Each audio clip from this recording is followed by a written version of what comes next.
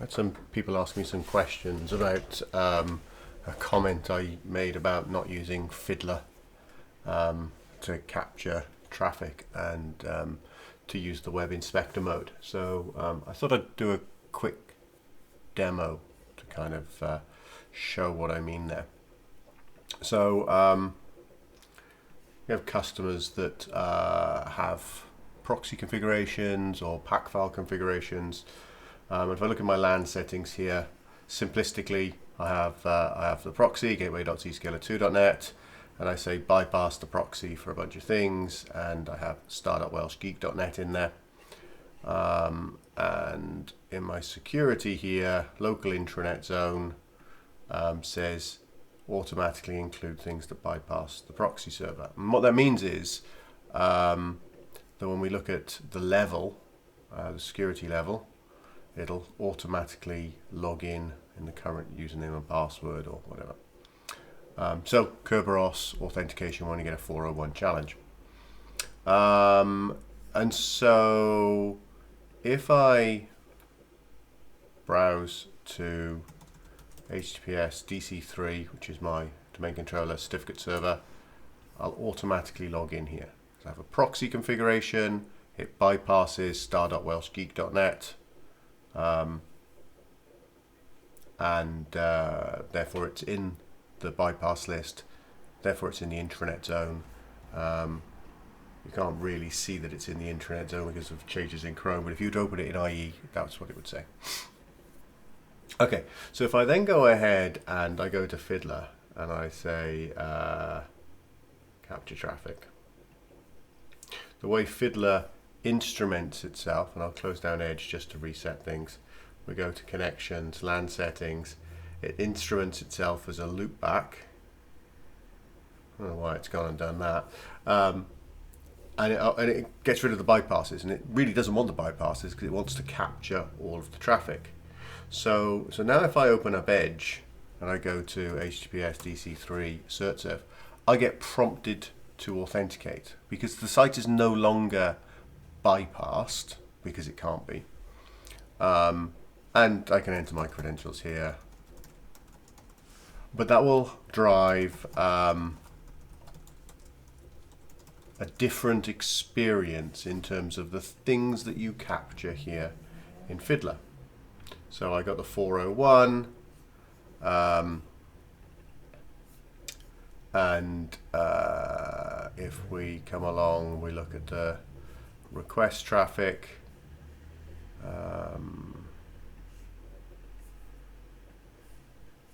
Authenticate, and the client then sent an authenticate, negotiate here is different. This is SPNEGO or potentially NTLM rather than a Kerberos ticket, which I'd expect to see.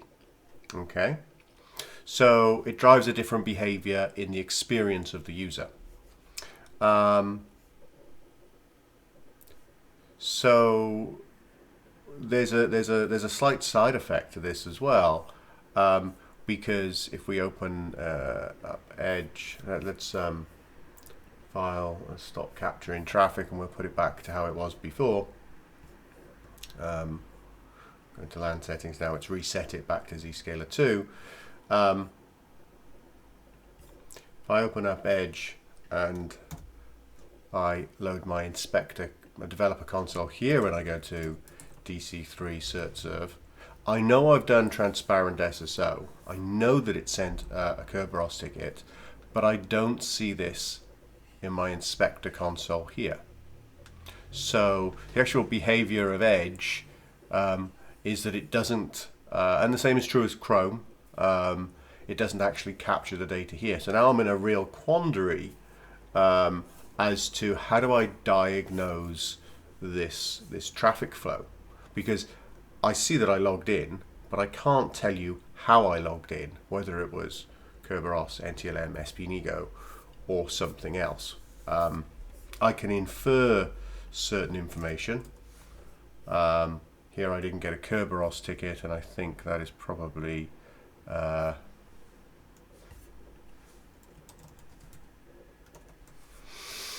slightly strange that I didn't get a Kerberos ticket at all.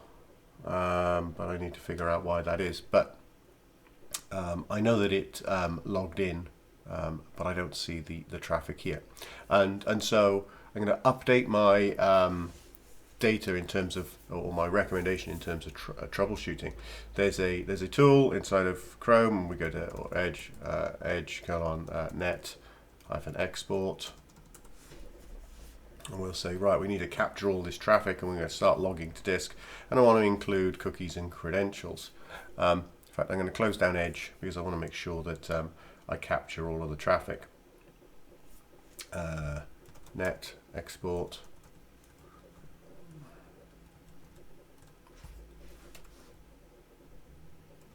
Edge export cookies and credentials, and we'll start logging to disk, and we'll save that traffic there.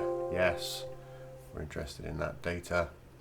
And now I'll open up DC3/certserve, and I was logged in correctly, and I will now stop logging, open that file, and if we search in the file for negotiate DC3, I got a 401 response back, and then the client sent a request.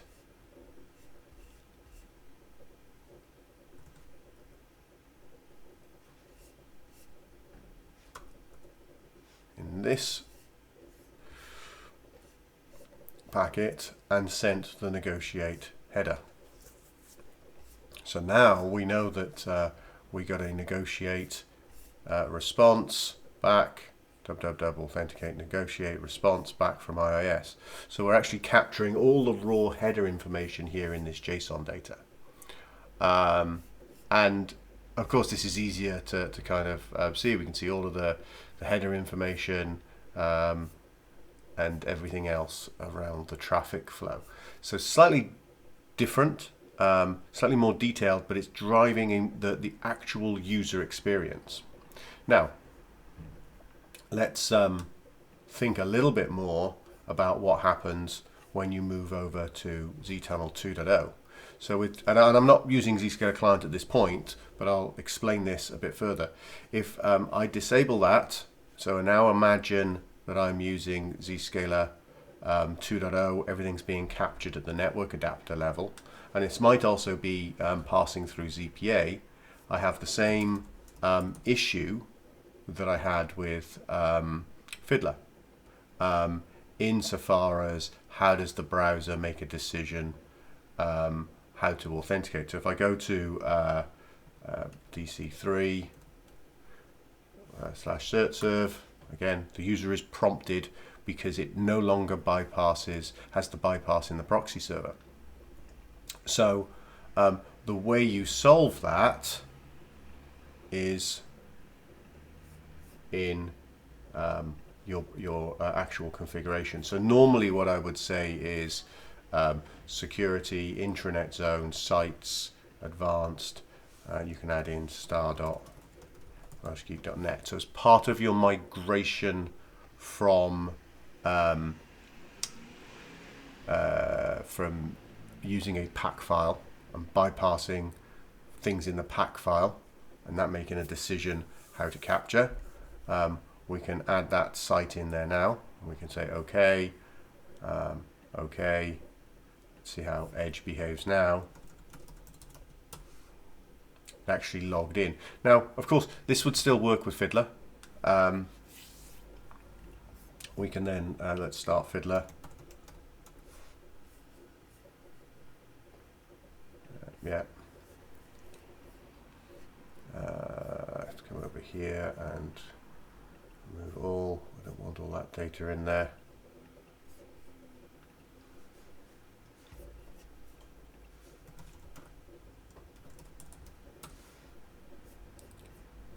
We can see the traffic here in Fiddler for DC3/certserve.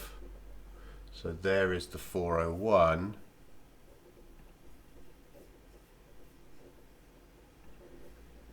Authenticate, negotiate, authenticate NTLM. There is the subsequent request with the negotiate header. So we can still capture the traffic in Fiddler. I'm not totally against Fiddler in this sense, but I would still argue that this is no longer a direct connection to the server. It is a proxied connection to the server, albeit a local proxy that's going on within the browser. I would still argue that the better way to do it is to capture it more natively, not using Fiddler, although it's easy to see what's going on here. We might be able to look at the auth data. Let's have a look at the auth data here. That's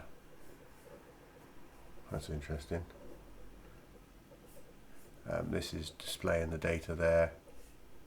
Authorization appears to contain a Kerberos ticket. And all that data there.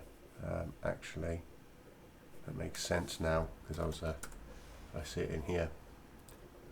There's my Kerberos ticket being requested and sent. I was wondering why I wasn't seeing it here. This is an administrative session, so we can ignore that. So you can do that. The other thing to be aware of, that whilst we can bypass things here in the internet options, security, local intranet sites, Microsoft have updated their recommendations. Remove, close. Okay. Let's close this down. To actually say, add in here, new string value, auth server whitelist star.welshgeek.net. They changed it from auth server whitelist to auth server allow list.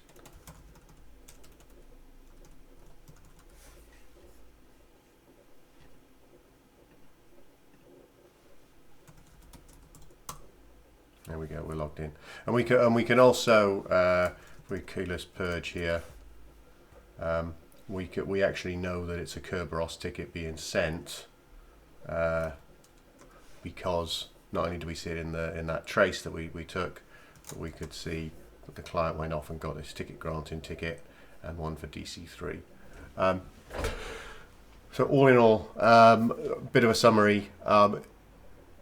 If my recommendation is to not use Fiddler, because you are making a fundamental network change. The browser believes it's connecting through a proxy, and therefore there's an implication of, there's a difference in the way the connectivity works. I would recommend that you do it more natively and capture the headers locally.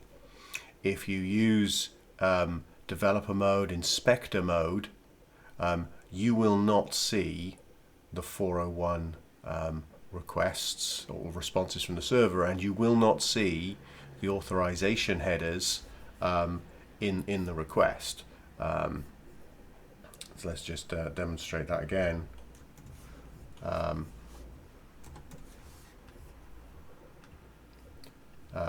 When we go to DC3, we know that it's doing certificate authentication. Even though we got a 401 back, we know we got a 401 back. Here's the request that we got the 200 OK to. We see that the client sent a negotiate header. We see we got a negotiate response, and we know that the client sent a negotiate request, but we don't capture that. So it's only giving you 80% of the picture. So you want to capture it at a network level. I would use that net export to actually show all of that data. And I would not use Fiddler because it's a network change. You can, obviously, as I said, configure those internet options to add that site into the local intranet zone. You can do it that way. However, with the migration to Edge, you should really do it in the registry with the auth server allow list. There's also certificate lists and things like that. So the configuration should be done there. The same is also true on a Mac. So be aware of that, and you have the defaults read, defaults write for com.google.chrome to do the same there. Hope this is useful. Let me know either mark@zscaler.com or mryan@welshgeek.net. Cheers.